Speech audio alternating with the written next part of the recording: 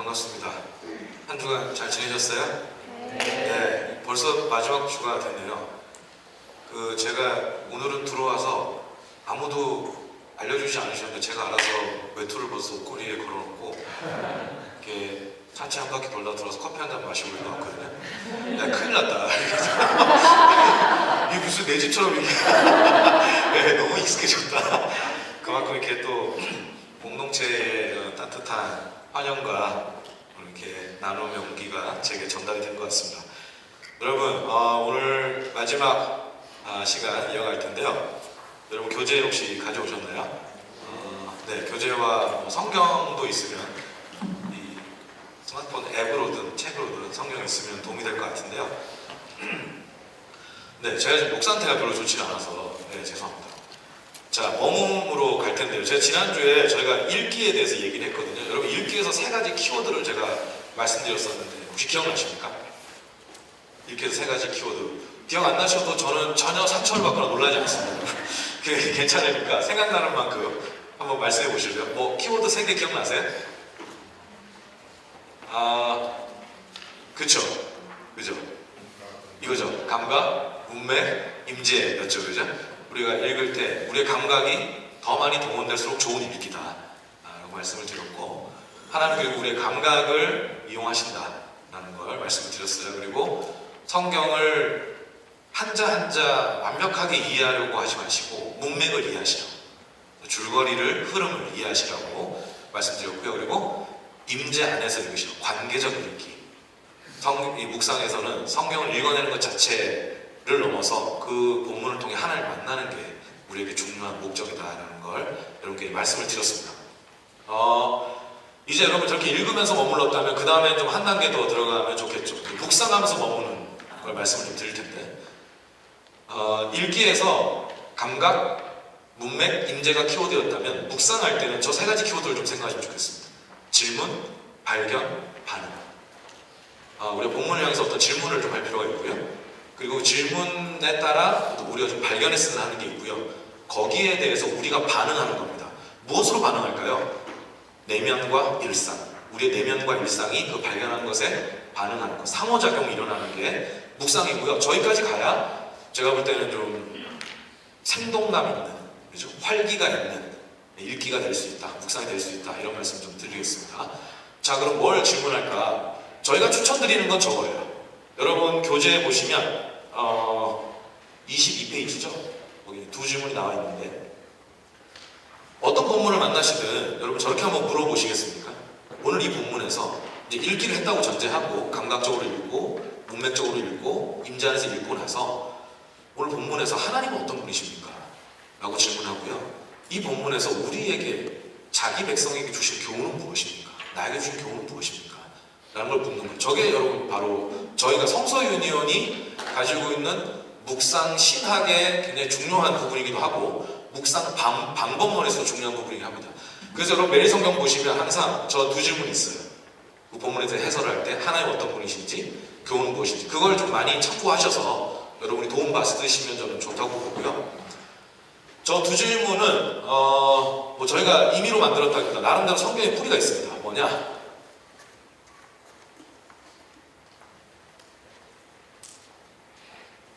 네, 여러분 저 그림을 하나 보여드릴 텐데, 저기 또 유명한 그림 중에 하나죠. 그 다메섹 도상에서 빛으로 찾아오신 주님을 만난 바울, 말에서 꼬꾸라지는 모습입니다. 빛이 임하고 떨어진 거죠. 여러분 바울이 다메섹으로 왜 가고 있었죠? 다마스커스로 왜 가고 있었죠? 예수쟁이 박멸, 예수 믿는다 하는 자, 예수 부활했다 전하는 자, 예수를 예배한다 하는 자, 예수로 뭔가 삶이 점철된 자들은 남녀노소 구분 없이 싹 잡아들이려고 가고 있었어요. 살기등등했겠죠. 여러분 바울은 그 일이 동족의 하나님, 이스라엘의 하나님이 기뻐하시는 일이라고 제 추측엔 120% 확신했습니다. 여러분 이게 이제 어려운 점이죠. 신앙생활 할 때 확신이 중요하거든요. 근데 그 확신이 왜곡될 경우에는 그 확신이 죄가 됩니다. 그러니까 여러분 확신이란 건 양날의 검 같은 거예요. 우리를 살려도 주지만 우리를 굉장히 위태롭게 할 수도 있는 거예요. 우리를 개방형의 사람을 만들기도 하지만 완전 폐쇄형 사람을 만들기도 합니다. 그러니까 이 확신이라는 건 참 우리가 다루기 어려운 무언가일 수 있다 싶은데, 바울은 확신하면서 갔어요. 가다가 빛이 임하죠.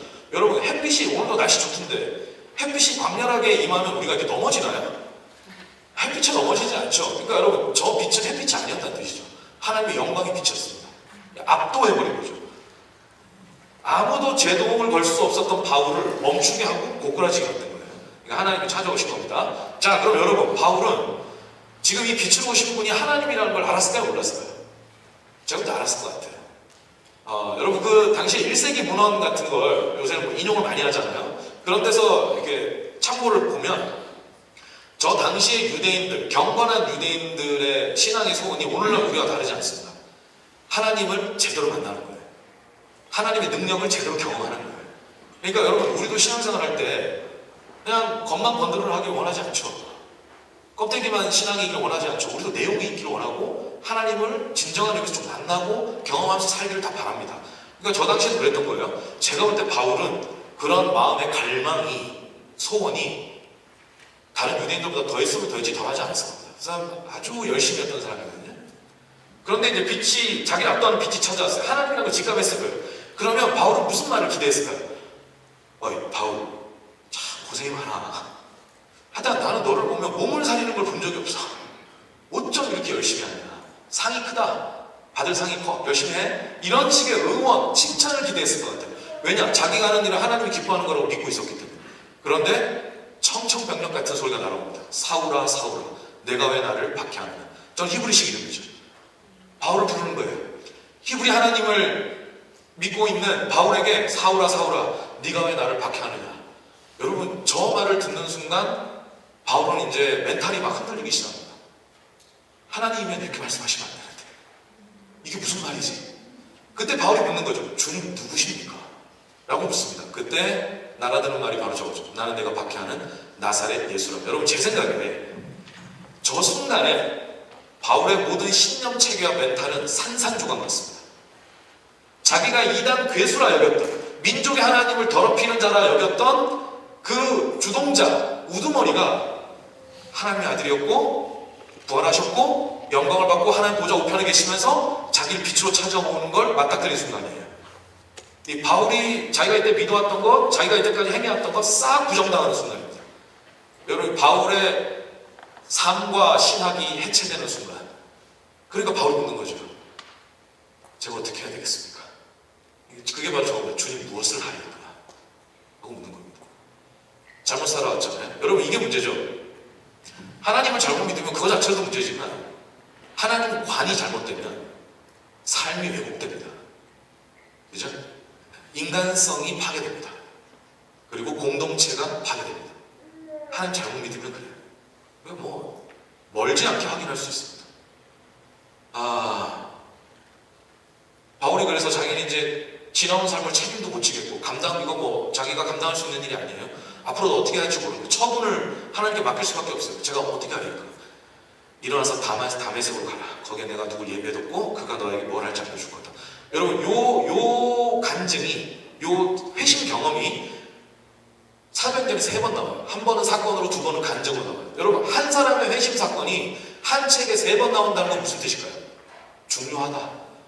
바울에게만 중요하지 않고 이 회심 사건을 접하는 모든 사람에게 중요하다라는 뜻이에요. 이렇게 3번이나 나온 이유는 저것도 이제 간증으로 나온 부분을 제가 가져온 건데, 자, 여러분, 바울은 저 사건을 통해서 어떻게 되죠? 교회를 피 흘리게 하는 사람에서 교회를 위해 피 흘리는 사람으로 변화됩니다. 여러분, 이건 자연 발생적 변화가 아니에요. 이거 완전 전환적 은혜가 임한 거예요. 사람이 완전히 바뀐 거예요. 완전히 바뀌었어요. 이 큰 변화의 핵심 안에 두 질문이 있죠. 하나님이 누구냐고 묻는 질문, 그리고 제가 어떻게 하길 원하시는 질문이죠. 저걸 오늘날의 보편적 질문으로, 우리 모두가 공유할 수 있는 보편적 질문으로 바꾸면 주님 누구십니까는 하나님은 어떤 분이십니까? 주님 무엇을 하니까? 라는 질문은 저에게 어떤 교훈을 주십니까? 교훈이 무엇입니까? 라고 묻는 거죠. 우리가 적에서 묵상의 질문을 이제 가져온 겁니다. 그러니까 여러분, 바울의 회심 사건 안에는 함의가 있어요. 바울의 회심 사건 안에는 회심에 대한 신학도 있지만 교회론도 있습니다. 뭘까요? 여러분 아까 예수님이 바울한테 뭐라고 물어보죠? 너 왜 나를 믿는 사람들을 괴롭히느냐? 이렇게 물었나요? 아니죠. 뭐라고 물으시죠? 너 왜 나를 괴롭히느냐? 라고 물으셨죠. 바울은 예수님을 괴롭힌 적이 없어요. 바울은 누굴 괴롭혔죠? 예수 믿는 사람들을 괴롭혔어요. 그런데 예수님은 그걸 자기를 괴롭히는 걸로 인식하시는 거예요. 이게 뭡니까? 자기 백성을 몸 삼으신 거죠. 한 몸인 거예요. 그럼 여기에는 이 교회론도 담겨 있는 거예요. 그리고 저희는 묵상론도 담겨 있다고 봅니다. 하나님과의 만남에서 무엇이 중요한가? 저 질문. 하나님은 어떤 분이십니까? 여러분 하나님을 세게 믿는 것보다 중요한 게 있죠. 바르게 믿어야 합니다. 바르게 믿어야 돼요. 그래서 여러분 우리가 믿음을 얘기할 때는 믿음의 크기, 강도를 따지기보다는 요만한 좁쌀만한 겨자씨 같은 믿음이라도 바르게 믿고 있다면 역사를 볼 수 있다고 성경은 말하죠. 여러분 바르게 믿는 게 중요한 거예요. 그래서 하나님은 어떤 분이십니까? 라고 묻고 또 내가 살아갈 삶의 지향성, 내가 어떻게 살아가야 하는지를 방향을 제시해줘요. 하나님 말씀이 뜻이 필요한 거죠. 인도가 필요한 거죠. 그래서 교훈이 무엇입니까? 라고 묻는다면 바울에게 대답하셨던 하나님이 묵상 가운데 있는 우리에게도 대답하실 것이다 라고 믿고 우리가 두 질문을 활용하는 겁니다. 여러분 제가 방금 뭐라 했죠? 활용이라고 했죠. 저 두 질문은 족쇄가 아니라 활용이에요. 활용. 여러분 이용하십시오. 저게 갇히지 마시고 저걸 잘 사용하시면 묵상이 더 풍성해질 거라고 좀 여러분께 권면을 드리고 싶습니다. 그래서 여러분 우리가 말씀으로 하나님을 만난다는 건 저 두 질문을 통해 더 친밀하게 더 깊게 만나는 거죠. 하나님 어떤 분이십니까? 제게 알려주십시오. 보여주십시오. 당신은 나에게 무엇을 기대하십니까? 이런 교훈을 이제 묻는 거죠. 그러면서 하나님 우리를 만나주신다라고 보는 건데 여러분 저 두 질문을 그러면 어떻게 활용할 거냐 제가 오늘 예를 좀 같이 들어서 풀어보려고 해요. 지금 요 예배당에 시계가 없군요. 백화점도 아닌데 시계가 없어요. 제가 이게 무서운 곳이네. 시간 가는 줄 모르고 여러분 죄송합니다. 이런 막지게 제 시계 보면서 하겠습니다. 자 여러분 요걸 가지고 어떻게 우리가 같이 한번 풀어볼 거냐. 이렇게 하는 거구나. 여러분 감을 익히십시오. 묵상 훈련은 감을 찾는 거예요. 감을 잡는 거예요. 자 마가복음 4장 35절에서 41절을 가지고 우리가 한번 연습을 해보도록 하겠습니다. 저와 함께 같이 풀어가 볼게요. 읽고 묵상하는 게 어떻게 가능한 건지 제가 좀 알려드린 방법이 어떻게 작동이 되는 건지 한번 말씀을 드려볼게요. 자 여러분 성경을 가진 걸 펼치셔도 좋고 제가 화면에 띄워드리긴 할 건데 자 먼저 읽기를 좀 해보겠습니다. 여러분 읽는 거 세 가지 있죠. 감각적으로 문맥을 이해하면서 그리고 임재 안에서 읽는 건데 여러분 지금 이 시간에 저 짧은 본문이거든요. 한 6, 7, 9절 되는 짧은 본문인데 여러분이 저 본문을 지금 이 시간에 읽기를 일단 해보시는데 읽고 나서 내가 줄거리를 한번 요약할 수 있으면 좋겠다라는 기대로 한번 읽으십시오. 시간이 되면 한 번 혹은 두 번 읽으시면 좋겠어요. 읊조리듯이 자기 귀에 들리는 소리로 읽으면 좋겠는데요. 제가 일단 이렇게 띄워드리겠습니다. 이게 너무 작아서 여러분이 보시기에 어떨런지 모르겠어요. 뭐라도 좋습니다. 일단 읽는 시간 잠깐 드릴 테니까 읽기를 한번 직접 해보시죠.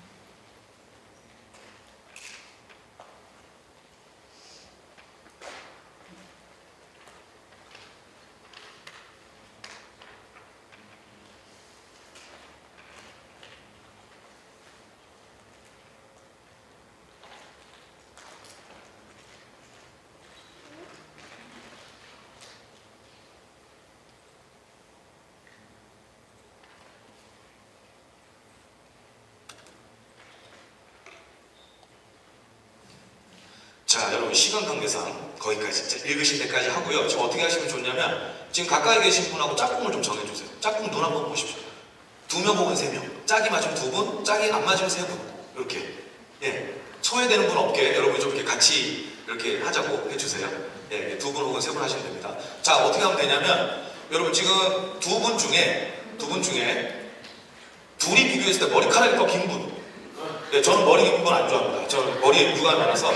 예, 머리카락 긴 분이 머리카락이 더 짧은 분한테 내가 읽은 본문을 그냥 보지 말고 줄거리로 한번 얘기해 주세요. 줄거리 얘기해 주시고 그 다음에 뭐 해야 되냐, 머리카락이 더 짧은 분은 줄거리 다 들은 다음에 나는 읽으면서 어떤 단어가 좀 나한테 약간 와닿는다 혹은 질문이 생겼다, 어떤 게 좀 내가 눈길이 가더라, 나는 좀 하나님의 임재 안에서 임재로 의식하면서 읽다 보니까 좀 와닿는 거, 자연스럽게 그걸 얘기해 주시면 됩니다. 자, 서로 하시면 되겠습니다.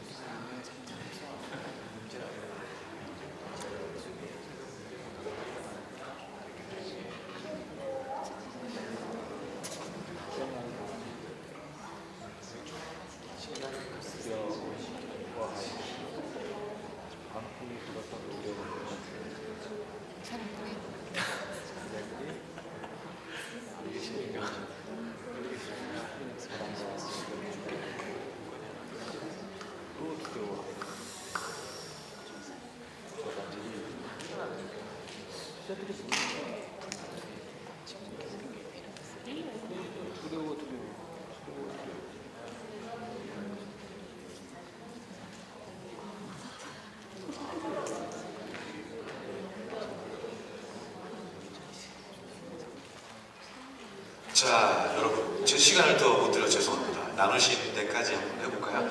정리해볼까요? 여러분, 일단 줄거리를 말씀해 주신 걸 들으니까 좀 이해가 잘 되세요? 예, 좋습니다. 좋습니다. 그리고 다른 한 분이 좀 와닿는 것 혹은 뭐 좀 눈길이 가는 것 얘기하니까 그게 공감이 되세요? 아, 공감 안 돼요? 예, 여러분 그렇게 이런 식으로 하시면 되는 거예요. 제가 이걸 이제 실습을 할 때 줄거리를 한번 요약해 보셔라, 이제 그렇게 하면 이걸 생각보다 어려워하는 분이 계신데 여러분 계속 해보는 수밖에 없습니다. 그냥 한 번 해보고 또 해보고 또 해보는 거예요. 그러면서 읽는 근육이 생기는 거거든요. 그러니까 여러분 우리가 그 피트니스 클럽 가도 잘 안 된다고 포기하지 않잖아요. 근력을 키우려면 계속 해야 되잖아요, 그렇죠? 제가 운동도 안 하면서 이런 얘기 죄송하긴 한데 우리가 읽는 것도 근육이 생기는 겁니다. 그러니까 내가 지금 근육을 만드는 중이다 생각하고 계속 읽고 한번 내가 요약해보고 전달도 해보고 이렇게 해보는 거예요. 자, 그러면서 중요한 건 이거죠. 읽는 중에 자연스럽게 와닿는 게 있을 수 있어요. 그건 제가 이제 하나님의 노크 소리다라고 제가 말씀을 드렸는데, 여러분 제가 어느 교회에서 실습을 했는데요.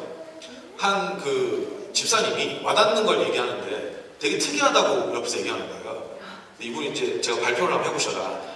와닿는 건 이유가 있으니까 이유를 적은 다음에 발표를 하셔라 했거든요. 여러분 와닿는 건 이유가 있어요. 그래서 그걸 적는 게 중요한데 뭐가 와닿냐? 이게 와닿는다는 거예요. 다른 배들도 함께 하는 거예요. 불안하더라고요. 저 하나도 안 중요하거든요. 저 부분에서 여러분 저건 뭐 주회를 할 때 전혀 그냥 곁다리예요, 곁다리. 지금 굉장히 지역적인 거거든요. 저게 몇 절에 나오는 겁니까? 36절. 그들이 무리를 떠나 예수를 배에 계신 그대로 모시고 가면 다른 배들도 함께 하더니, 저게 와닿는다는 거예요. 그래서 이게 무슨 얘기를 하려고 그러시나 이러고 있었는데 이분이 하여튼 그날 좀 서로 막 울면서 부둥켜 안기도 하고 막 그랬는데 뭐냐면 그런 훈련의 자리에 오랜만에 왔대요. 왜 오랜만에 왔느냐, 그 교회에 이제 오랫동안 출석하시면서 교회를 이루고 또 나름 봉사도 많이 하고 헌신도 하고 이랬던 분인데, 이분이 뭐라 그러냐면, 그래서 자기는 사실 맷집이 제법 있대요. 어지간한 일에, 자기 4년 수조 공중전 다 겪어서 어지간한 일에는 흔들리거나 상처 안 받는다. 근데 제대로 한번 자기가 다운이 됐다는 거예요. 왜냐면 자기가 되게 믿었던 사람이 뒤에서 자기를 완전히 이렇게 좀 싸잡는 얘기를 한 걸 건너 들은 거예요. 얘기가 돌고 있다는데, 그 얘기의 지원지가, 출발지가 자기가 되게 믿었던 사람이라는 걸 이제 알게 된 거예요. 배신감이 너무 크고 상처가 깊어가지고 이제 교회를 겉돌기 시작한 거예요. 하는 거 다 놓고 예배 시간에는 늦게 와서 제일 일찍 나가고, 교회를 떠났냐? 아니요, 교회 여전히 사랑한대요. 근데 더 이상 들어갈 수가 없더래요. 계속 겉도는 거예요. 예수님을 안 믿냐? 아니요, 예수 여전히 사랑한다. 근데 계속 겉돈대요. 예수님하고 한 배를 안 타고 다른 배 타고 멀찌감치 쫓아가는 딱 저 배가 자기 같다는 거예요. 여러분, 주회상은 안 중요하지만 묵상으로서 중요해요, 안 해요? 중요한 묵상이에요. 이분 엄청 중요한 묵상하신 거예요. 그러니까 여러분, 이런 걸 열어두시라는 거예요. 하나님 마음을 두드릴 때가 있어요. 전혀 안 중요한 한 구절로도 두드리는데, 그 두드린 이유를 찾으면 중요함이 되는 거예요. 그래서 여러분, 이런 거 열어보셔요. 그래서 이분이 저 구절을 보는데 예수님이 마치 자기가 뒤따라오는 배에 있는 자기를 딱 보면서 이렇게 얘기하신 것 같아요. 왜 겉돌아? 언제까지 겉돌래? 나랑 얘기 좀 하자. 이렇게 하신 것 같다는 거예요. 그래서 자기가 더 이상 이러면 안 되겠다는 생각이 들었다. 오늘 정말 이런 자리 오랜만에 하는데 오늘 마음이 좀 자기가 처음으로 어루만져졌다. 그래서 다들 막 안고 울고 그랬어요. 여러분, 바로 이겁니다. 이런 역동을 죽이지 마셔라. 이 묵상에서 이런 역동이 있어요. 이런 역동이 있고, 그리고 그 결을 따라 여러분이 나눔을 하시면 됩니다. 자, 이렇게 줄거리 다 요약해보고 와닿는 구절도 찾아보면 이미 거기서 묵상은 시작되고 있는 거예요. 자, 그렇지만 우리가 한 걸음 더 나가보자 라고 하는 게 이제 이거죠. 두 질문으로 한번 묵상을 해보자 라는 거거든요. 자, 그러면 같은 본문을 가지고, 여러분이 읽은 본문을 가지고 질문하고, 하나님 어떤 분이십니까? 주시는 교훈은 무엇입니까? 이걸 질문해보고 거기에 관한 걸 발견해보는 거예요. 그리고 나의 내면 혹은 일상이 반응하는 데까지 가보는 건데, 제가 먼저 한번 해볼게요. 오늘 이 본문에서 하나님 어떤 분이시냐? 오늘 본문에서는 성삼위 하나님 중 누가 출연을 하고 계시죠? 네, 성자 예수님이십니다. 그러면 우리가 이제 거기에 포커스를 맞추면 되는 거예요. 자, 제가 먼저 한번 해볼게요. 35절, 37절로 제가 발견을 해본다면 광풍을 뚫고 건너편으로 가시는 예수님이에요. 여러분, 들으시면 아시겠죠? 뭘 심오한 걸 찾는 게 아니에요. 읽으면 알 수 있는 걸 발견하는 거예요. 네, 읽으면 알 수 있는 걸. 자, 그리고 나서 더 깊게 들어가는 거죠. 예수님이 광풍을 뚫고 건너편으로 가셔요. 저걸 보면 여러분 어떤 묵상이 되십니까? 무리를 하시는 예수님, 뭐 이렇게 생각할 수도 있겠지만 여러분, 광풍을 뚫고 건너편으로 가시려고 했던 이유가 뭔지를 물어봐야죠. 그러니까 발견했다면 뭘 물어봐야 되냐면, 하나님이 어떤 분이신지에서 발견했으면 하나님의 마음을 궁금해야 돼. 왜 이렇게 말씀하시는 거지? 왜 이렇게 하시는 거지? 그러면서 묵상에서 하나님의 마음을 계속 읽어가는 거거든요. 예수는 왜 저렇게 하셨느냐? 그 답이 본문 안에는 안 나오는데 문맥으로 보면 나옵니다. 그 바로 다음 장 5장을 보시면 예수님 도착하신 곳이 있어요. 어딘지 아시는 분? 거라사 지역이죠. 여러분, 거라사 지역 가서 예수님 누구 만나십니까? 귀신 들린 광인 만나죠. 그 사람 만나러 간 거예요, 예수님. 무리하신 이유가, 광풍 뚫고 그 위험을 감내하면서 간 이유가 그 한 사람 만나러 가신 거예요. 왜 그렇게 하셨을까? 예수님 몸이 안 가도 이렇게 얼마든지 능력 발휘할 수 있는데 무엇을 알려주려고 그렇게 하셨을까? 여러분, 우리가 신앙생활 하면서 예수님께 도움을 구합니다. 요청하고 간구하죠. 이런 게 필요합니다. 주님 도움 주세요. 은혜 주세요. 우리가 다 간구하는데, 여러분 보세요. 그런 식으로 기도를 하면 여러분 응답이 보통 어떻게 많이 오던가요? 바로 하늘에서부터 오는 응답보다는 우리가 경험하는 대부분의 응답은 사람을 통해서 옵니다. 이거 그렇지 않아요? 내가 누군가의 응답이 될 때도 있고 누군가가 나에게 응답이 될 때도 있는 거예요. 우리가 사람을 통해서 하나님 역사하시거든요. 이게 많은 경우 그렇습니다. 그래서 여러분 이런 얘기도 있잖아요. 어느 동네에 홍수가 나가지고 지붕 밑에까지 물이 차서 이 사람이 지붕에 올라가서 하나님 저를 구조해 주세요. 기도했는데 옆에 배가 지나가다 타라고 그랬더니 하나님 나 구할 거니까 가라고. 그랬더니 헬기가 와서 이거 내리면서 빨리 타라고 했더니 하나님 나 구할 거니까 가라고. 그래서 이제 돌아가셔서 천국 가가지고 왜 주님 저를 안 구하셨습니까? 그러니까 내가 배도 보내고 헬기도 보냈는데 뭐 하다가 이제 와서 나한테 따시냐고. 뭐 이런 우스개 얘기를 하잖아요. 여러분 이런 말을 하는 이유가 뭡니까? 하나님은 사람을 통해 환경을 통해 일하신다 라는 걸 우리가 알기 때문에 공감이 되는 거잖아요. 이런 얘기가. 그러니까 여러분 예수님도 그렇게 일 많이 하세요. 그런데 때로는 사람이 응답이 되기 어려운 경우도 있어요. 거라사 광인이 그래요. 이 괴력이 얼마나 센지 통제되지 않는 힘 때문에 쇠사슬을 묶어놔도 이걸 다 풀어버린다잖아요. 이걸 다 끊어버리고 막 괴력을 발휘하니까 사람들이 옆에서 도와줄 수가 없어요. 저런 사람 어떻게 도와야 할까요? 예수님이 직접 돕는 게 맞죠. 예수님 직접 가신 거죠. 가련한 한 영혼. 예수님이 직접 도착해야만 그 결박에서 풀려날 수 있는 한 사람을 만나기 위해 저 위험을 감내하는 거죠. 그럼 저기서 우리가 읽어낼 수 있는 건 뭡니까? 예수님의 사랑이죠, 사랑. 여러분, 저 사랑으로 다 우리 인생에 또 도착하신 거 아니에요? 여러분, 우리 인생에 예수님 도착하셔서 우리가 지금 이 은혜를 누리고 있잖아요. 저 사랑으로 다 도착하신 겁니다. 그러면 내가 내 인생에 도착하셨던 예수님의 사랑을 다시 한번 돌아보면서 감사할 수 있는 것, 그 반응이죠. 우리 내면의 반응이죠. 그렇죠? 그래서 감사할 수 있고, 또 하나, 우리 주위에 저렇게 예수님이 직접 도와주셔야만 되겠습니다 라는 기도가 나오는 어떤 사람도 있을 수 있는 거예요. 그죠? 내가 돕는 데는 한계가 있는 거예요. 사람들이 돕는 데는 아무리 봐도 한계가 있어요. 예수님이 풀어주셔야 돼요. 그게 마음의 문제든 환경의 문제든 예수님이 만져주셔야 돼요. 여러분 그럴 때 저 구절을 붙들고 기도하는 거죠. 여러분 이게 말씀 묵상 기도입니다. 말씀을 근거로 붙들고 주님 저 인생에도 도착해 주십시오. 거라사 광인도 도착해 주셨잖아요. 똑같은 사랑과 은혜로 저 사람의 인생에 도착해달라고 중보기도가 가능하죠. 여러분 이것도 반응인 거예요. 이해되시죠? 그러니까 여러분 질문하고 발견하고 하나님 마음을 헤아리고 거기에 내가 반응하는 것. 여러분 이게 이제 묵상입니다. 이렇게 묵상을 하다 보면 표현이 어떨는지 모르겠는데 진짜 여러분 맛이 납니다. 묵상할 맛이 나요. 네, 이게 밀려오거든요. 마음에 막 차올라요. 네, 여러분 이런 걸 우리가 좀 묵상하면서 많이 경험했으면 해요. 그러면 여러분께 제가 좀 부탁을 드릴게요. 39절 40절을 지금 시간 잠깐 드릴 테니까 제가 방금 35절 37절 했던 것처럼 질문하고 발견하고 마음을 한번 추측해보고 그리고 반응하는 데까지 한번 가보십시오. 하는 데까지만 해보십시오. 시간 드리겠습니다.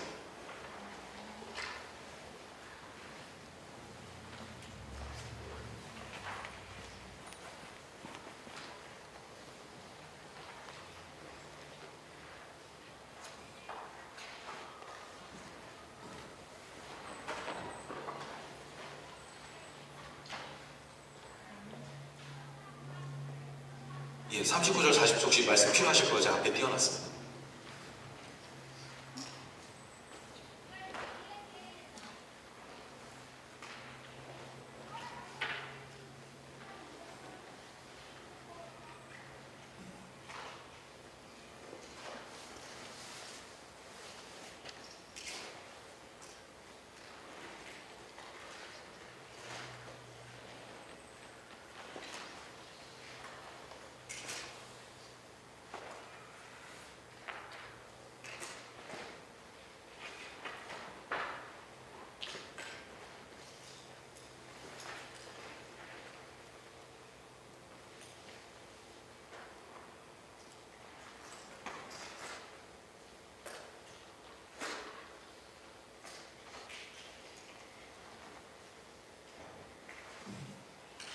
자, 여러분, 하다가 안 풀리시는 것도 있죠, 그죠?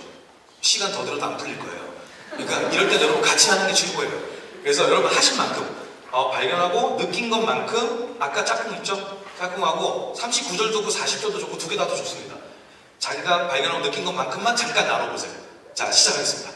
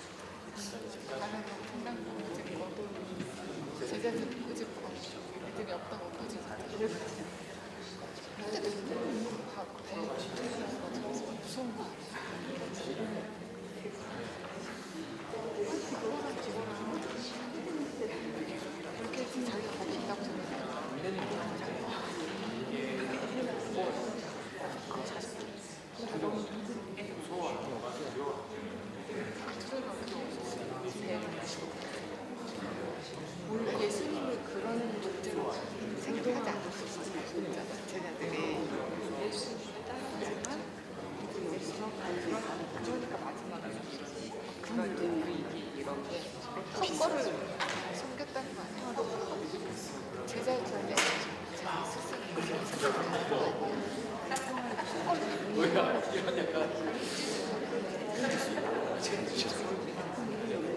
조금만 더 일어나서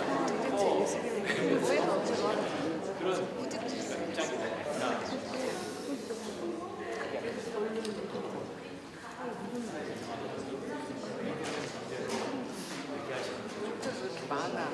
자, 여러분 시간 관계상 죄송합니다. 시간 더 못 드려 죄송해요. 여러분 내 짝꿍의 발견과 그 느끼는 바가 오, 참 좋다 하시는 분은 박수 한번 쳐주세요. 그 사람한테. 거의 억지로 여러분 서로 이렇게 독려하면서 저는 묵상을 하는 게 참 좋다고 보는데, 자 여러분 들어보면 나랑 비슷하게 본 부분도 있고 또 이 사람만의 좀 고유한 어떤 시선으로 보는 것도 있죠. 그게 다 지금 나의 어떤 상황, 그죠? 나의 고민 이런 게 다 묻어나는 거죠. 그래서 저는 그게 하나가 답이다가 아니라 큰 틀에서 어긋나지 않다면 다 답이 된다라고 봐요. 그래서 여러분이 그걸 자신 있게 나누시면 좋겠고, 제가 한번 정리를 해드리면 이렇습니다. 여러분도 이거 비슷하게 보셨죠? 39절에서 예수님은 뭐 바람을 다스리시는 예수님, 뭐 바다를 다스리시는 예수님, 광풍을 꾸짖으시는 예수님 다 같은 뜻이잖아요, 그죠? 어쨌든 그 문제가 됐던 걸 다스려 주셨잖아요. 그리고 40절은 제자들을 좀 꾸짖으시죠. 그러니까 여러분 이렇게 발견하다 보면 가끔 패턴도 보여요. 두 번 꾸짖으시네? 한 번은 바람을 향해, 한 번은 제자를 향해. 이건 어떤 성격이 다른 거지? 그럼 이런 걸 물어봐도 본문을 이제 보는 게 더 이제 또 재미가 있어질 수 있죠. 자, 광풍을 꾸짖으시는 예수님에서 여러분 우리가 우리 삶에 연결점이 있을까요? 반응할 수 있는 게 있을까요? 저기서 말하는 광풍은 제자들에겐 어떤 대상이었습니까? 해결되면 땡큐, 해결 안 되면 좀 아쉽지만 뭐 이해해요? 이런 거였어요? 아니죠. 반드시 풀어야 하는 문제였어요. 네, 이거 못 풀면 우리가 다 가라앉는다. 이런 문제, 절대절명의 순간이었고 꼭 해결해야만, 돌파해야만 하는 문제였어요. 그 문제를 예수님이 다루어 주시죠. 여러분 우리가 저걸 보면서 뭘 생각할 수 있습니까? 우리 삶의 광풍, 우리가 견디기 어려운, 감당하기 어려운, 그래서 나를 계속 흔들고 마음이 녹아내리게 하고 불안하게 만드는 그 광풍을 예수님이 다스려 주시길 구할 수 있죠. 제자들의 광풍을 꾸짖어 주셨듯이 제 인생 광풍 아시죠? 주님, 제 문제 이거 아시죠? 부디 한 말씀만 해주십시오. 잠잠하라. 그럼 제가 살겠습니다. 여러분 이렇게 구할 수 있습니다. 그리고 전 주님이 그 구하는 자에게 응답하실 거라고 믿습니다. 여러분 저런 거를 좀 붙드세요. 내 삶의 광풍도 다뤄주시겠구나. 그러니까 예수님은 우리 삶에 있는 문제에 관심이 많으세요. 그러니까 면목 없이 나갈 필요가 없어요. 주님 분명히 관심 갖고 계십니다. 왜냐? 내 문제를 예수님은 당신 문제로 받아들이시기 때문에. 네. 그러니까 우리가 그런 걸 좀 하나님 앞에 진짜 내가 어떤 모습으로 가도 나를 안아주시는 그 사랑을 믿고 저런 걸 좀 용기 있게 믿음으로 구하셨으면 좋겠어요. 그리고 진짜 여러분이 응답을 경험하셨으면 좋겠고, 자 여러분 광풍은 꾸짖으신 거 이해가 되는데 제자들은 왜 꾸짖으실까요? 제가 이 부분을 다른 분들은 어떻게 푸시나 해서 설교를 몇 개 찾아봤어요. 찾아봤는데 예전에 지금은 돌아가신 온누리교회 하영정 목사님 있죠. 하영정 목사님 강해를 많이 하셨잖아요. 되게 쉽게 강해를 잘하시는 걸 유명했는데 저 구절 어떻게 하나 찾아가지고 봤거든요. 제가 듣다가 되게 많이 웃었습니다. 뭐라고 설교를 하시냐면, 예수님이 왜 꾸짖으셨느냐? 바꿔 말하면 이런 거라는 거예요. 배가 가라앉으면 니들만 죽는? 나도 죽고 다들 어련히 안 도와줄 거야. 그걸 못 참고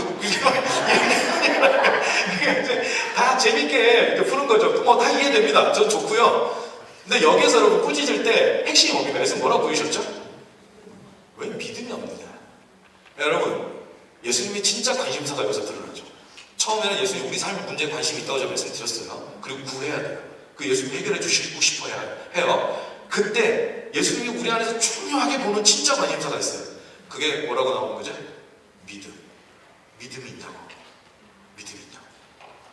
여러분 이게 참 늘 뒤통수를 맞는 부분이죠.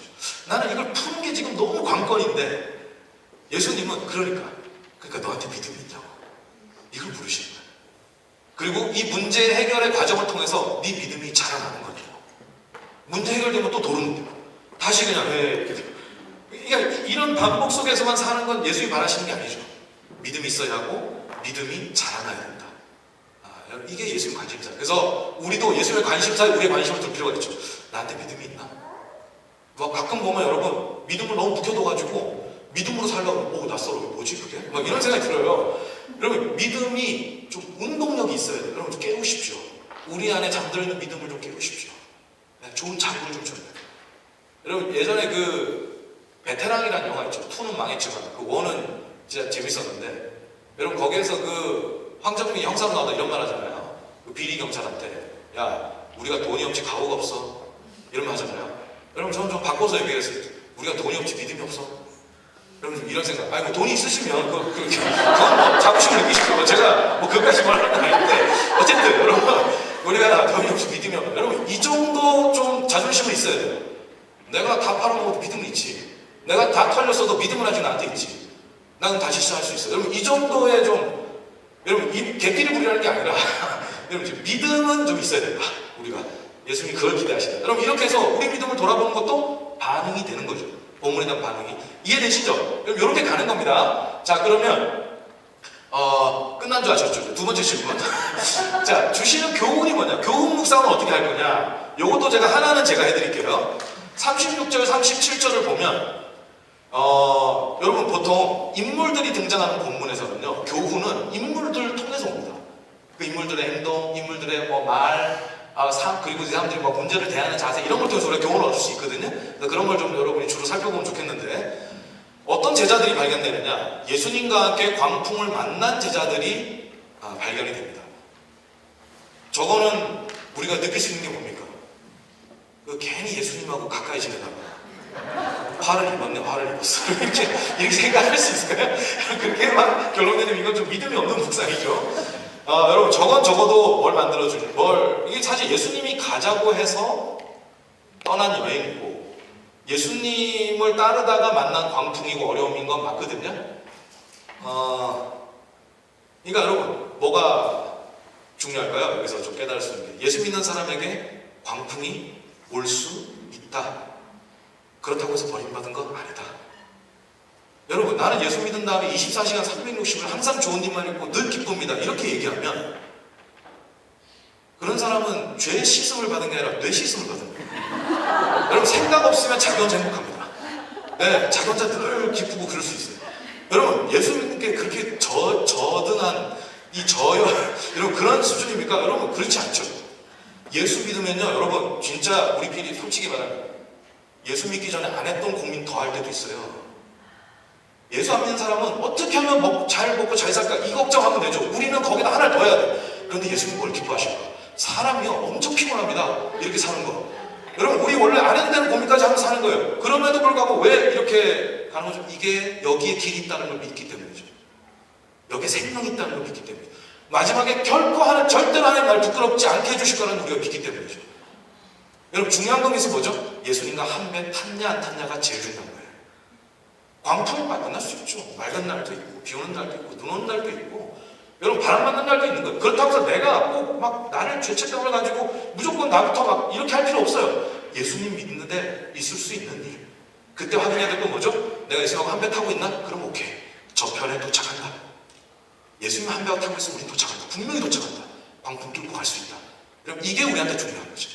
그러니까 여러분 예수님하고 바짝 붙어 지내는 게 핵심입니다. 예수님 손 붙잡고 가는 게 핵심입니다. 그러면 됩니다. 저구절경을 알려주는 거죠. 그래서 내 삶에서도 그런 부분에 묵상을 하면 돼요. 그럼 이제 여러분께 또 부탁을 드릴게요. 38절, 41절을 똑같이 발견해보고 여러분의 반응, 삶으로서나 인격으로서의 반응을 한번 느껴보시죠.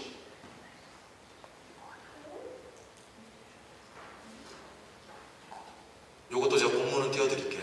38절, 41절.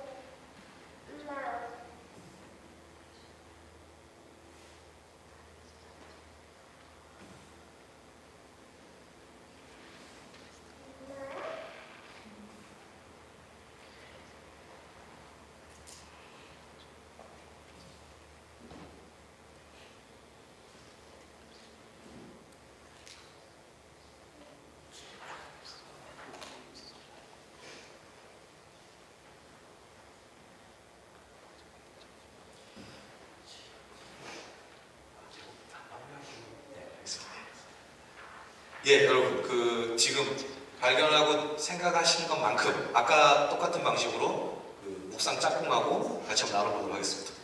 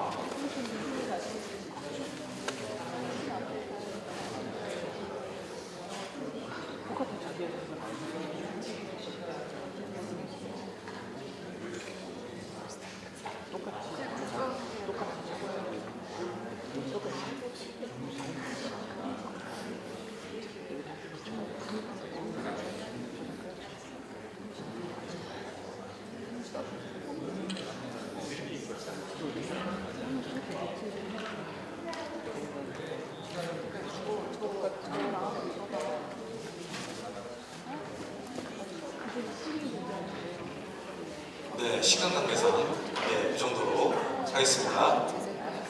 여러분 지금 이 본문 얘기하신 거 맞죠? 얼핏 듣기로 뭐 나중에 뭐 먹는 얘기 이렇게 나온 것 같아요. 자, 여러분 아까 마찬가지로 비슷한 면도 있고 또 다른 면도 있으실 거예요. 서로 그게 다 각자의 묵상이라고 보고 하나님이 또 각자에게 주시는 메시지가 있다고 보고요. 제가 그냥 뭐 하나의 샘플로서 정리를 해드리면 그렇습니다. 아까 예수님이 2번 꾸짖으셨다면 제자들은 2번 두려워하는 셈인 것 같아요. 이런 것도 이제 본문에 있는 중요한 패턴 이런 걸 볼 수 있는데 38절을 보면 제자들이 이제 광풍을 두려워하죠. 그리고 41절 보면 예수님을 두려워합니다. 이런 발견으로 우리가 좀 묵상할 수 있는 건 뭘까? 여러분 광풍을 두려워했어요. 성경은 두려움이라는 주제를 자주 다루죠. 그리고 자주 권면을 하죠. 두려워하지 말라. 그리고 여러분 또 하나 있죠. 두려워하라. 여러분 성경에서 두려움이라는 주제가 가벼운 주제는 아닌 것 같아요. 왜냐하면 사람에게 그만큼 지배력이 강한 게 두려움이죠. 사람이 여러분 두려움을 느끼는 것과 두려움에 지배를 당하는 건 다른 문제입니다. 근데 지금 제자들이 느끼고 있는 저 38절의 두려움은 거의 이제 장악당한 거죠. 두려움에 완전히 압도돼버린 상태다라고 해도 과언이 아닐 것 같은데 광풍이 제자들한테 그런 존재였죠. 문제인데 이걸 우리가 풀어야 하는 문제인데 도저히 풀 수 없고 완전히 나를 이제 그냥 덮쳐 들어오는 무언가였어요. 저런 면에서 우리의 두려움을 한번 돌아보는 묵상도 있을 수 있습니다. 나를 저렇게 두렵게 하는 건 뭘까? 그리고 나에게 어떤 너무 고여있는 감정처럼 습성이 돼버린 두려움은 뭘까? 이런 거 한번 생각해 볼 필요가 있죠. 두려움의 치유책은 뭘까요? 두려움을 치유하는 방식은 두려움입니다. 그러니까 두려움은 두려움으로 이겨내야 돼요. 아, 이게 뭔 말이냐? 여러분, 제가 서울에 저희 본부가 송파 쪽에 있거든요. 거기에 이제 석천호수 있잖아요. 롯데월드 그쪽 근처에.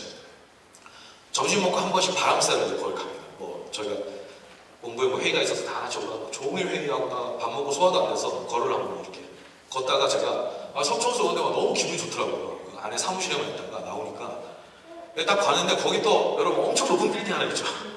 롯데타워. 보면서 시골에서 올라오면서 지방에서 올라오면 티내라고 막 이렇게 보고 이렇게 있는데 보면서 내가 참 안 좋아, 높아, 교만해 막 이런 생각 많이 들고 있었어요. 아니 이게 어딜 가도 보이니까 이게 참 기분이 안 좋더라고요.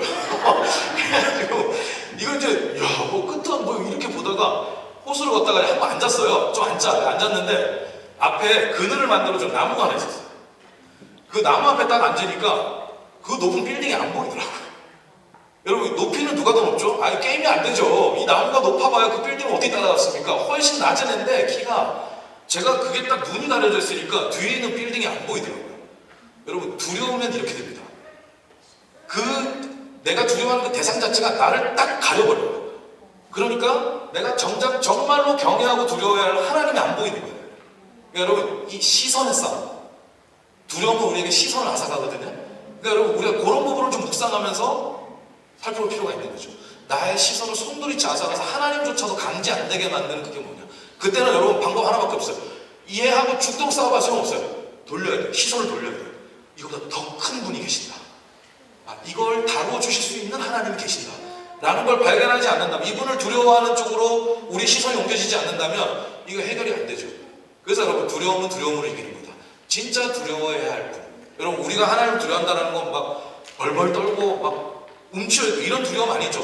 그죠? 사랑과 그 존경과 이런 게 다 같이 한데 있는 하나님 향한 우러러봄이잖아요. 그렇죠? 하나님 되심을 우러러봄이 우리가 가지고 있는 경외이고 두려움인데, 그걸 되찾는 것만이 우리한테서 주인 노릇하는, 그래서 우리에게 두려움을 일으키는 대상으로 해방될 수 있다 라고 하는 걸 여러분이 생각하시면 좋겠고요. 41절, 예수님을 두려워하는 제자들. 아니 또 해결해줬더니 또 예수님은 왜 무서워하는 거예요? 예수님, 와 진짜 역시 엄지척 이러면 될 거 아니에요. 그럼 끝날 일인데 예수님을 확 두려워해요. 왜 두려워할까요? 여러분, 저기 보면 예수님을 두려워할 때 제자들의 그 멘트가 뭐죠? 뭐 때문에 두려워합니까? 이분이 누구이기에, 이게 핵심이죠. 이분이 누구이기에. 그러니까 제자들의 두려움은 예수님의 정체와 관련된 거예요. 여러분, 이거는 이제 이래서 성경 묵상할 때 옆에 해설이 있으면 도움이 되는 겁니다. 매일 성경 보면 이제 옆에 그런 해설이 있잖아요. 뭐 큐티책 다 그렇죠. 그게 왜 도움이 되냐면 이런 거에 대한 배경 설명이 좀 필요해요. 여러분, 구약의 개념, 뭐 신약에도 이게 어느 정도 나중에는 영향을 주지만, 여러분 이 구약의 개념에서 바다는 하나님께 저항하는 세력의 본거지, 활동지로 많이 여겨졌습니다. 그래서 바다가 요동치는 건 약간 심각하게 여겨졌어요. 여러분, 다니엘에서 네 짐승이 어디서 나옵니까? 바다에서 나오잖아요. 그죠? 바다가 그런 상징이 있었던 거죠. 그죠? 고대 세계관으로는 그런 게 있었는데, 그런 바다를, 야, 오버하지 마. 잠잠해. 자리 지켜. 선 넘어오지 마. 라고 말하면서 다스릴 수 있는 분은 하나님밖에 없어요. 그래서 시편 89편 9절이 맞을 거예요. 거기에도 하나님이 요동치는 파도를 딱 밟아서 다스리신다. 이런 식으로 표현이 나와요. 이건 이스라엘 사람들에게 당연한 거예요. 하나님만이 하실 수 있는 일이에요. 근데 지금 그걸 누가 하셨죠? 예수님이 하신 거예요. 근데 제자들이 놀랐어요. 이게 무슨 뜻일까요? 예수님을 알긴 알되 하나님으로까지는 아직 인식 못하고 있는 거예요. 그러니까 예수님이 바다를 다스리시니까, 야, 이분 뭐야? 이분 어디까지 해야 도대체? 확 두려워지는 거예요. 그러니까 제자들이 저 두려움은 예수님을 과소평가하는 데서 나온 것이죠. 예, 아직은 예수님만큼, 예수님의 진짜 정체만큼 믿음이 커가지 않을 때에 갖는 그 과도기적 두려움이다. 우리가 이제 이렇게 말씀드릴 수 있겠어요? 여러분, 저기에서는 우리도 묵상할 게 있죠. 우리도 제자들처럼 예수님을 제한하지 않는지, 예수님을 과소평가하지 않는지. 여러분, 이런 거 우리가 좀 생각할 수 있고, 그리고 또 하나, 여러분, 믿음에서 역시 중요한 건 뭐죠? 그 믿는 대상이 중요합니다. 여러분, 예수님, 그러니까 우리의 믿음이 예수님을 따라가야 되죠. 우리 믿음 안에 예수님이 갇히면 안 되고. 이해되세요? 이 주도권이 누구에게 있는지? 우리 믿음의 주도권은 우리 믿는 대상, 예수님께 있어요. 그래서 예수님을 따라 점점점 우리의 믿음이 이제 자라나는 게 중요한 거죠. 여러분, 가끔 살다 보면요, 이 살아가는 하루하루가 참 무상하다 이렇게 느껴질 때 있지 않으세요? 제 나이에 들 말씀 안 건데. 여러분, 실제로 그럴 때가 있습니다. 참 시간 가는 게 헛된 것 같고, 그냥 수고로움과 고단함만 남은 것 같고. 여러분, 이럴 때 사람이 참 속상합니다. 지치고. 여러분, 그때 우리가 생각해야 될 게 뭘까요? 그 과정을 통해서 우리의 믿음이 자라나고 있는, 견고해지고 있는, 우리가 보내는 시간은 헛되지 않습니다. 여러분, 하나님 나라에 쓰레기가 없거든요. 우리가 쓰레기라 여겨지는 그 시간, 어떤 상황조차도 하나님은 다 쓰실 수 있습니다. 우리의 믿음을 자라게 하기 위해서. 여러분, 우리가 우리의 시간을 그런 becoming 이라는 차원에서 볼 줄 알아야 돼요. 내 믿음이 갖추어져 가고 있다. 되어 가고 있다. 내가 믿음의 사람이 되어 가고 있다. 라는 거. 여러분, 이런 걸 좀 우리가 읽어낼 수 있는, 예수님만큼 우리의 믿음이 계속 자라난다. 라고 하는 거. 난 아직 다 도달하지 않았다. 라는 이런 도상성을 가지면서 우리의 믿음의 성숙을 좀 추구할 수 있다면, 우리도 제자들이 저런 두려움에서 나중에 어떻게 되죠? 예수님을 당당하게 선포하고 또 그 길을 따르는 사람들이 되잖아요. 우리도 그렇게 갈 수 있는 거죠. 우리도 그 도상 위에 있다라는 생각을 가지시면 좋겠습니다. 자, 여러분, 이렇게 하는 겁니다. 대강 감이 오시죠? 이제 안 오세요? 이제 여러분도 모여서 홀로도 이렇게 하시고 모여서도 이렇게 해보시라는 거예요. 그리고 같이 모여서 하면 묵상이 더 풍성해집니다. 관점이 더 늘어가고 시선도 더 다양해지고, 그렇죠? 삶의 맥락도 다양하기 때문에 더 많은 걸 발견해낼 수 있습니다. 그래서 여러분이 이런 같이 묵상하면서 삶을 좀 말씀으로 채워가시기를 바라고요. 자, 이제 마지막 나아감으로 마무리하겠습니다. 여러분, 이제 우리가 멈추고 머물렀다면 거기서 얻은 은혜를 가지고 이제 일상으로 나아가는 거죠. 저게 뭐가 같냐면, 여러분, 그 예수님이 변화산 사건 있었잖아요. 그 은혜가 너무 컸죠. 여러분, 그 사람이 경험하는 것 중에 거의 최고치의 경험입니다. 미리 찾아온 천국을 경험했잖아요. 제자들이. 예수님이 완전 영광을 받으신 모습으로 변하시고, 모세와 엘리야가 나타나서 대화를 하고, 그러니까 베드로 뭐라 그러죠? 주님, 여기 삽시다. 내 집 지을게요. 여기 있읍시다. 여러분, 은혜라는 게 사람을 그렇게 정말 이렇게 매료가 됩니다. 너무 그게 좋고 기쁘니까. 여러분, 거기만 머물러 있으면 곤란하죠. 예수님 뭐라 그러시죠? 내려가자. 내려가. 그 안에는 누가 있었습니까? 이 귀신 들렸는데 치유 못 받고 있는 사람도 있었고, 그것 때문에 우왕좌왕하는 제자들도 있었죠. 여러분, 그런 일상 속으로, 삶의 터로 받은 은혜를 가지고 가는 게 예수님의 뜻이죠. 그래서 우리도 멈추고 머무는 동안 받았던 은혜를 가지고 우리의 일상 속으로 나아가야 됩니다. 우리의 삶터, 일터, 관계 속으로 이제 가는 것, 이게 이제 하나님 기뻐하시는 거다.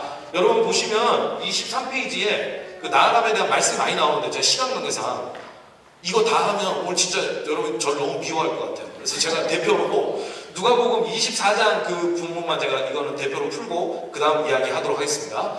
여러분, 여기 제가 띄워놨거든요. 한번 같이 읽어보실까요? 시작.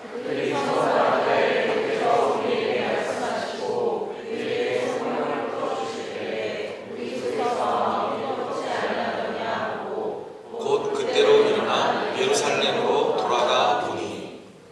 이게 이제 우리가 묵상을 이야기할 때 중요하게 붙잡는 구절 중에 하나거든요. 저희가 성서연령에서도. 저게 뭐냐면 말씀의 영향권을 얘기해 줍니다. 여러분, 태풍의 영향권이 있잖아요. 그죠? 우리도 뭐 인간관계 영향권도 있는데 저게 말씀의 영향권입니다. 말씀은 어디까지 영향을 미치는가? 여러분, 저게 그 엠마로 가는 제자들 얘기잖아요. 다 실패했다. 우리 끝났다. 참 꿈을 꿨다. 봄 같은 시간 보내다가 이제 겨울로 왔다. 이렇게 생각하고 있을 텐데, 부활하신 주님이 이제 찾아와서 만나게 된 경험이잖아요. 여러분, 저거 보세요. 이 사람들은 지금 구약의 예언을 잘못 이해하고 있었어요. 이 메시아가 고난받고 죽는 것이 필요했고 합당한 일이었어요. 그게 반드시 있어야 됐어요. 그래야 구원의 길이 열리는 거고 하나님 나라의 길이 열리는 거였거든요. 근데 이 사람들은 그걸 이해를 못하고 있었죠. 근데 예수님 찾아오셔서 자, 뭘 해주십니까? 우리에게 성경을 풀어주실 때 이해가 되게 해준 거죠. 여러분, 이건 우리 이 몸으로 표현하자면 머리에 해당하는 은혜예요. 이해하는 거죠. 지성이 새로워진 거예요. 새로운 깨달음을 얻게 된 거죠. 근데 여러분, 말씀이 이 머리에만 머물지 않고 그 다음 어떻게 됩니까? 어디로 갑니까? 마음이 뜨겁지 아니하더냐. 마음에 감동을 주죠. 머리에서 가슴까지 갑니다. 그렇죠? 그러니까 여러분, 말씀의 영향권이라는 건 머리에만 머무는 게 아니에요. 정보만 가지고 끝나는 게 아니에요. 마음에 감동을 줍니다. 여러분, 사람 마음이 제일 중요하지 않아요? 마음이 바뀌면 다 바뀌거든요. 여러분, 이 말씀이 우리의 마음을 만지는 거예요. 딱 그 다음에 마음에 머물잖아요. 그 다음 어떡하죠? 일어나 돌아가. 가던 방향을 바꿔서 새로운 방향으로 갑니다. 이 깨달음과 마음의 동함으로 거길 따라 몸의 움직임이 갑니다. 이게 나에게 손발로 가는 거죠. 머리, 가슴, 손발. 여러분, 머리, 가슴, 배 하면 곤충이고 우리가 사람이니까 사람으로 묵상을 할 땐 은혜가 머리, 가슴, 손발. 그러니까 전인적인 거죠. 전인적인. 그리고 여러분, 더 뻗어서 사회까지. 왜냐면 우리가 그 머리, 가슴, 손발을 가지고 움직이는데 우리 다 사회 안에 있는 거잖아요. 사회 영역까지 가는 거.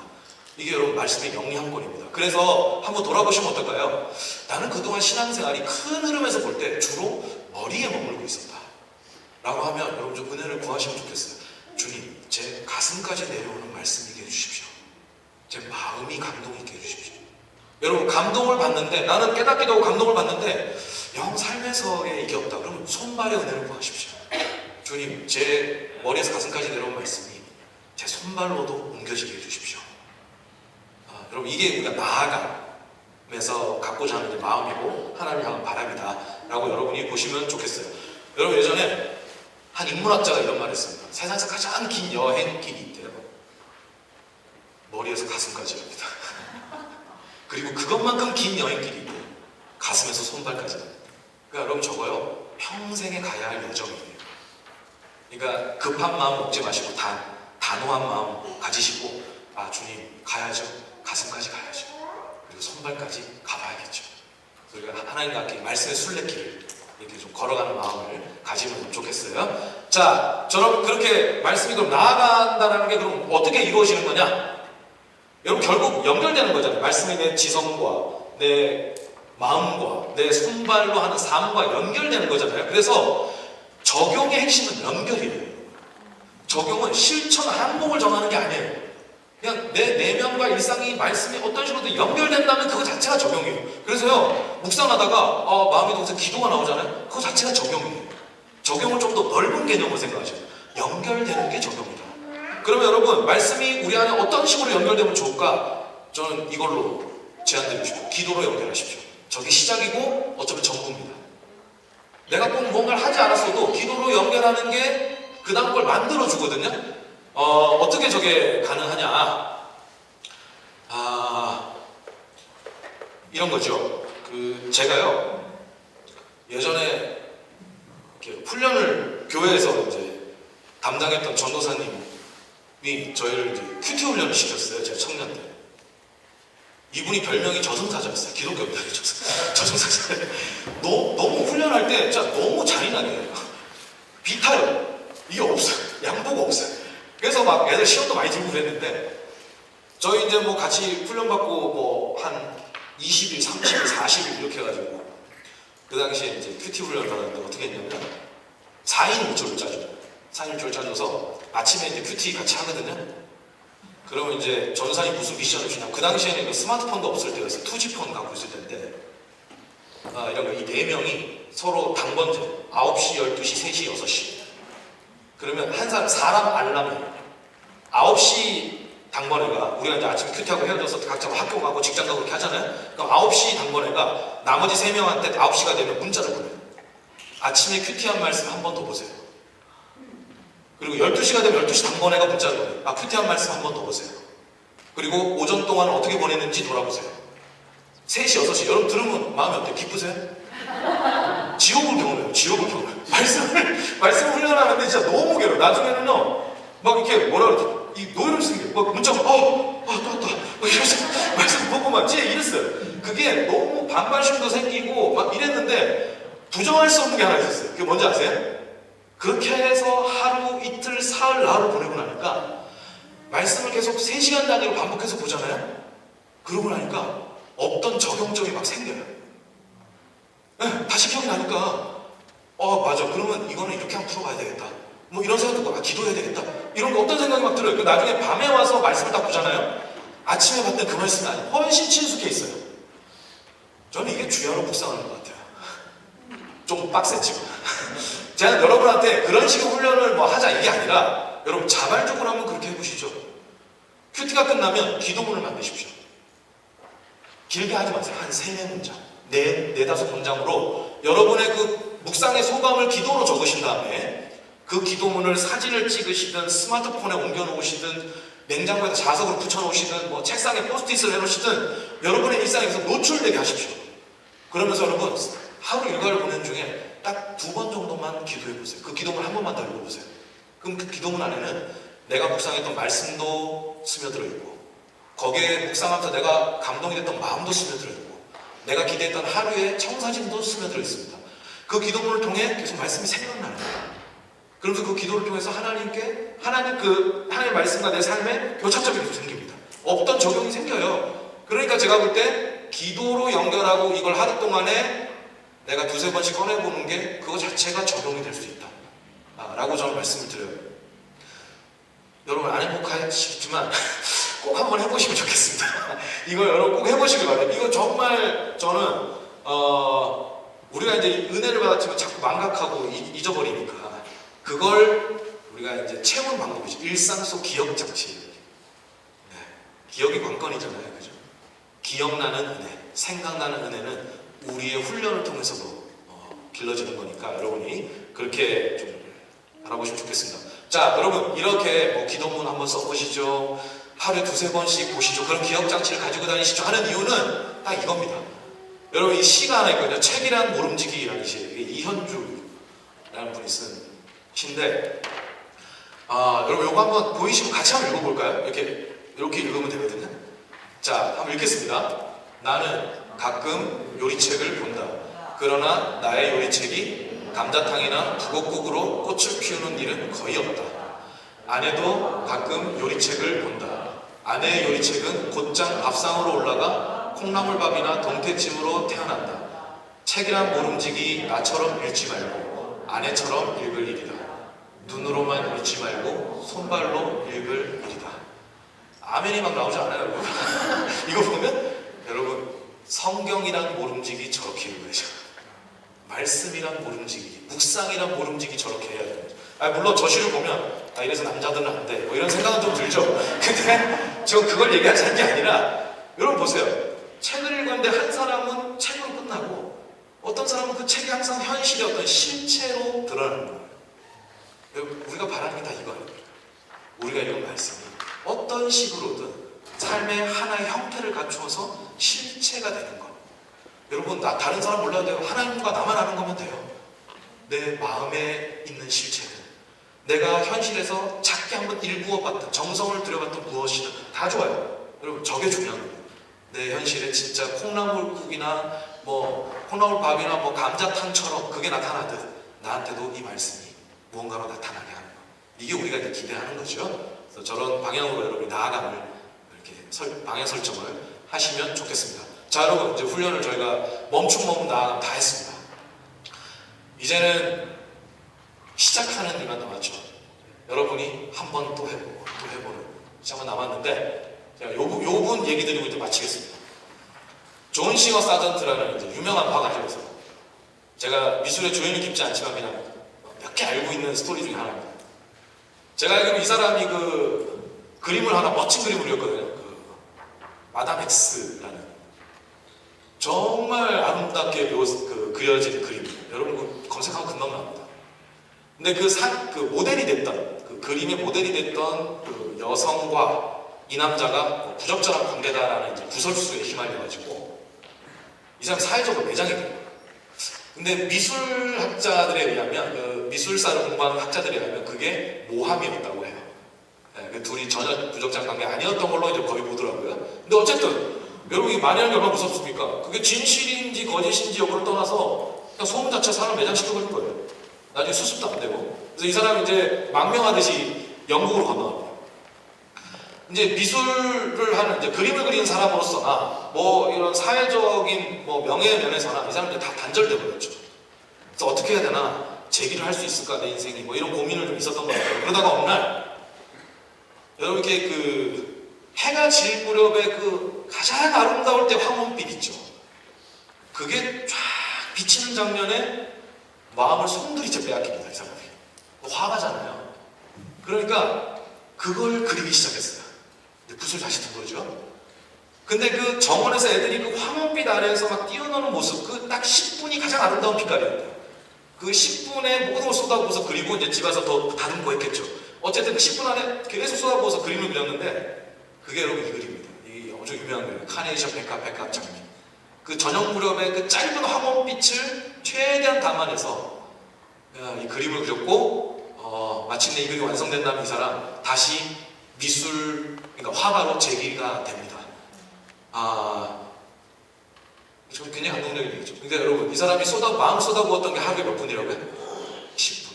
여러분 하루에 10분. 그 황혼빛에 완전히 매료되면서 10분을 쏟아부은 것이 차곡차곡 쌓여서 하나의 작품을 만들어냈죠. 여러분 묵상 이제 시작하실 때요 10분부터 시작하십시오.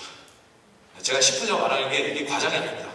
10분간 잠깐 멈췄다 묵상하는 걸로, 그거 자체로 묵상하는 걸로 서로 인정해주면서 계속 붙어두십시오. 그러다 보면 10분이 15분이 되고 나중에 20분이 되고 30분이 되는데 그 짧은 시간의 빛비침, 말씀의 빛비침이 여러분 하나님의 손길 아니겠어요? 우리 삶에 아주 멋진 그림을 그려낼 겁니다. 여러분 그걸 기대하시고 하나님께서 내 인생을 그리고 계신다 여러분 기대하시고 말씀의 빛 안에서 10분부터 시작하는 묵상, 그리고 더 넓혀가고 깊어지는 묵상으로 나아가시기를 주님의 이름으로 부탁드리겠습니다. 마치겠습니다. 감사합니다.